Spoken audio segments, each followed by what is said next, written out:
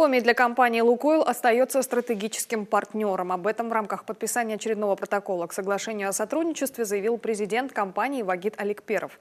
Встреча прошла в Усинске. Здесь у нефтяников сосредоточены практически все элементы производства, от геологоразведки до розничной продажи топлива.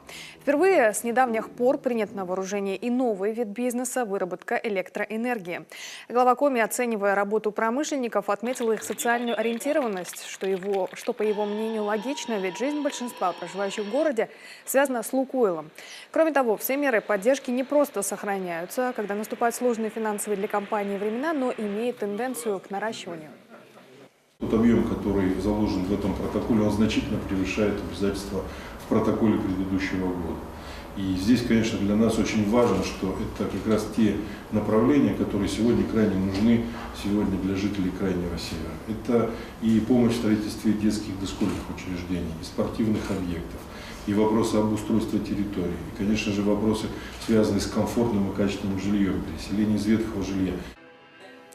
Вагит Аликперов, в свою очередь, объявил, что в Коми сложилась, цитата, «инвест-атмосфера». Она, мол, и позволяет компании чувствовать здесь себя комфортно на протяжении уже 20 лет, даже с учетом выполнения своих социальных и экологических обязательств. В планах компании не снижать инвестиционную активность. И в ближайшие 10 лет мы планируем рост добычи нефти здесь, совершенствование технологий производства нефти. То есть компания рассчитывает на новые открытия, мы усиливаем свои геологоразведочные работы. Мы продолжаем модернизировать наш нефтеперерабатывающий завод, так что у нас планов много. И я уверен, что они примут к тому, что налоговые базы ежегодно будут увеличиваться поступающие со стороны компании.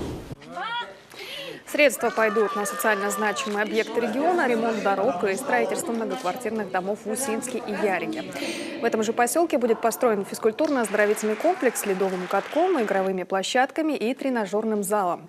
Также в рамках мероприятия по снижению напряженности на рынке труда компания примет на работу не менее 100 молодых специалистов и будет содействовать им в прохождении производственной практики. Далее в рамках визита в Усинск глава встретился с лидерами национально-культурных автономий, где стало известно, уже в этом году в деревне Денисовка начнется строительство нового дома культуры на 100 мест.